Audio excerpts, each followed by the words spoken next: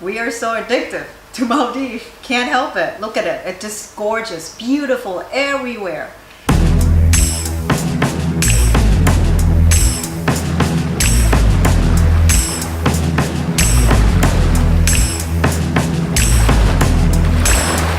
This morning we went in the water, and how was your experience this morning? It's like another level.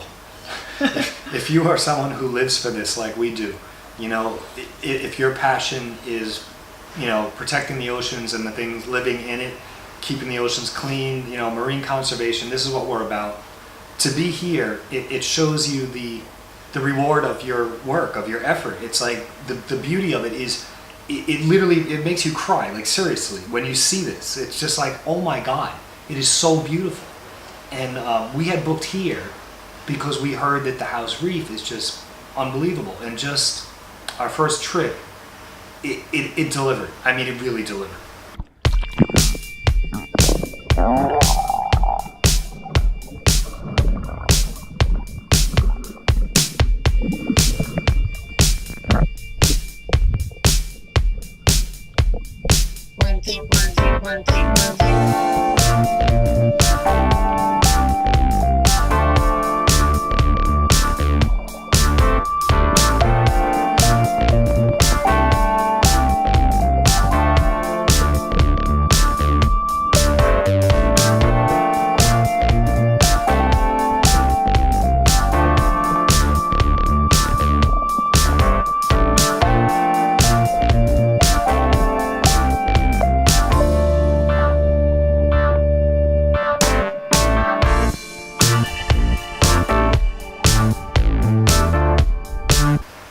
One problem.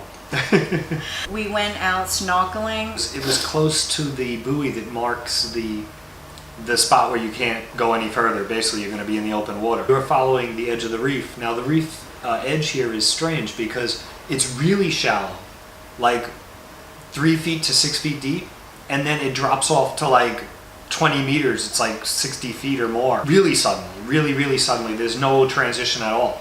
So we were on the edge, and we were about as far away from the island as you could get within the area they recommend you snorkeling. And I was in front, and I came face to face with a triggerfish who was not swimming. She was just in front of a rock, and I knew it was bad because I knew it was probably her nest. And she just looked at me, and I saw her face come up, and I said, "Oh crap," and like sort of put my hand up like, "I'm turning, we're going back." And I turned around, put the camera between me and the fish just in case, and the fish seemed cool enough, but as Jam turned around, the fish made a go at her and bit her twice on her foot.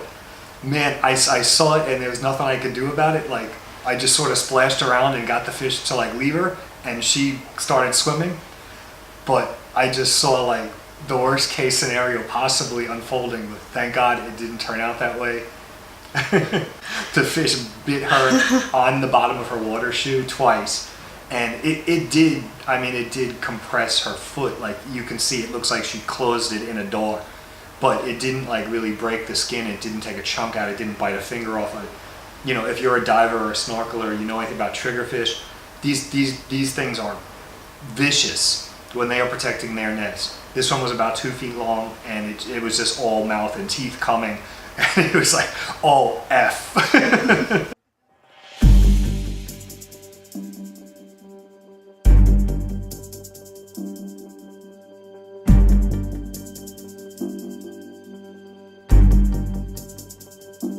When he pointing at that triggerfish, I was like, what?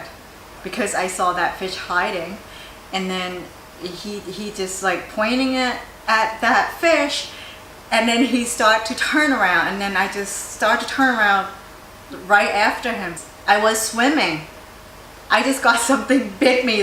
I was like, what's going on? I was screaming. I think I screamed so loud, probably scared the hell of that fish. You wear the full face snorkel mask, so you can actually basically talk or scream or anything in there. It's not like being, you know, in just the half face mask where your mouth would be in the water. Your mouth is open. Yeah. So I heard her screaming right through the water, and I was like, oh, here we go. You know, it's going to be fight to the death with this triggerfish now.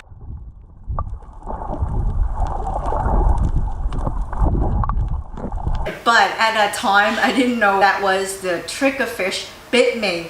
I just feel like something bit me, and I was like, I just feel like I was in some kind of territory and got bitten by a dog or something.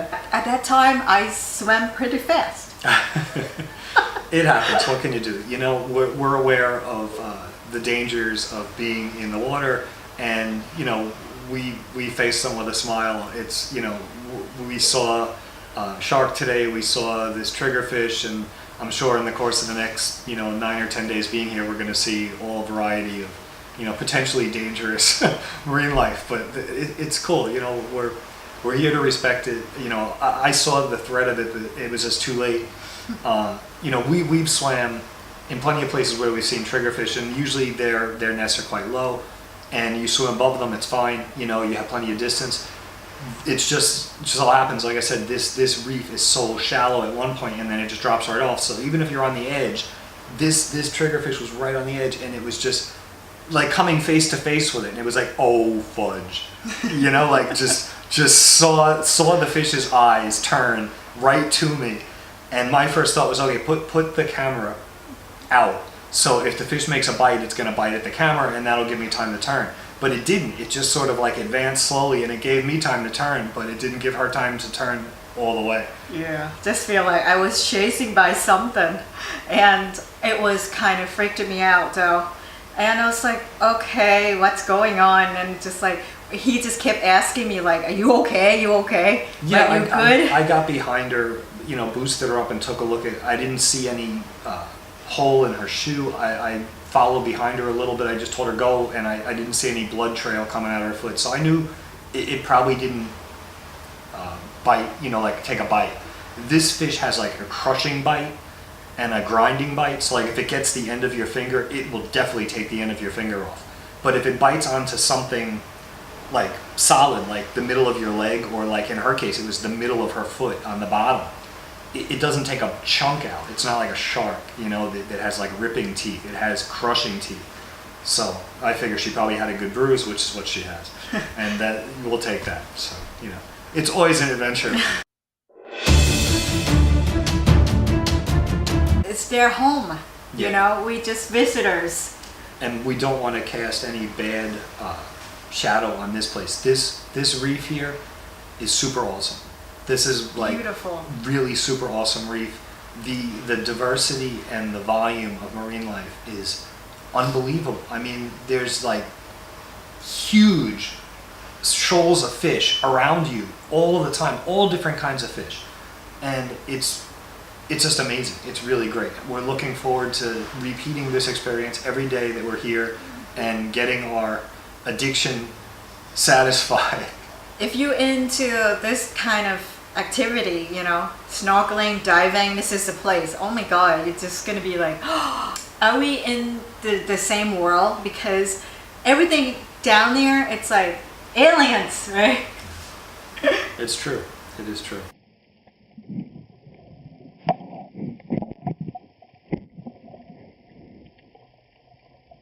We're gonna have to change the room soon. Yeah, we gotta go to a different room. Here.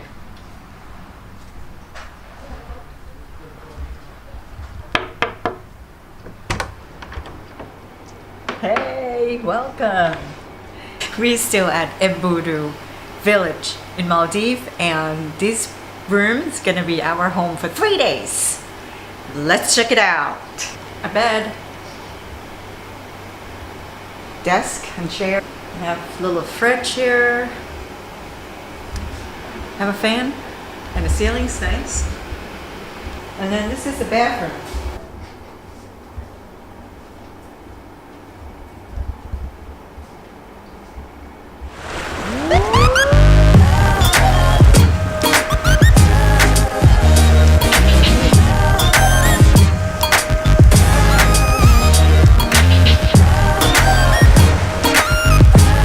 We're here on the west side of the island. There's a little sandbar here, and it is just, I don't know, it is paradise. I mean, sunset right there, and it is just beautiful, beautiful weather.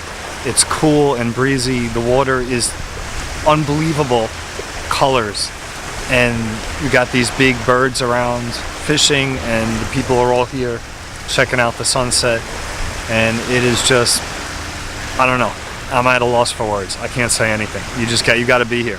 If you're not here, you got to get here. Get here. Get right here. Right where I'm standing. You see these feet right here? Get right here. This is where you got to be. That's it. This is what it's about.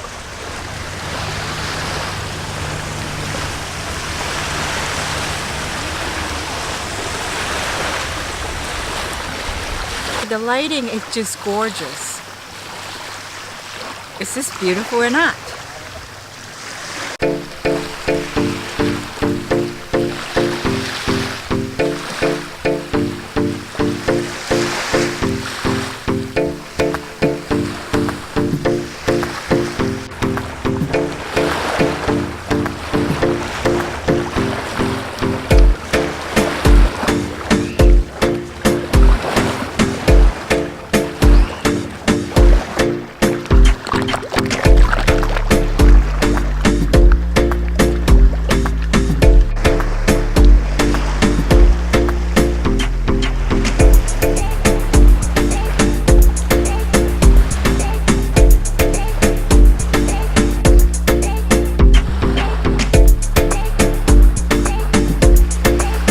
We're here at the bar at Embudu. We're waiting for dinner time to open, and we're having some nice cold white wine after a long day full of adventures, mostly in the water.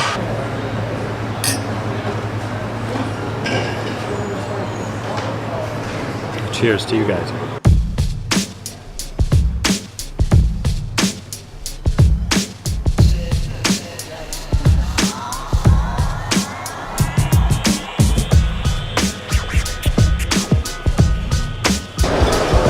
We're here with the general manager, Ramsey, at Embudu Village. Yes. What we want to talk about is what the resort here is doing to protect the environment and to maintain eco-friendly policies so that this amazingly beautiful nature surrounding the resort stays amazing and beautiful.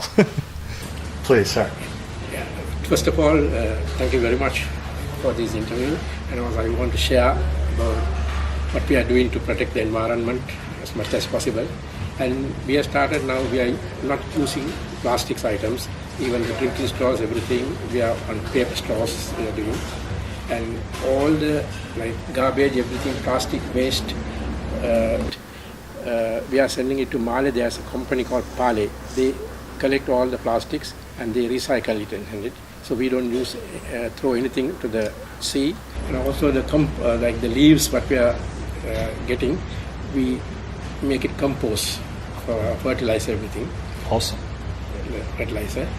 Plus now you will have seen most of the places we are using solar energy for electricity, and for hot water we are using the solar energy power here. So, we are very concerned about the environment, and we don't pollute anything, and we collect everything. And there's another island called Triggerfish. We twice a week or thrice a week, depending on the volume of the garbage we collect, we send it to Triggerfish.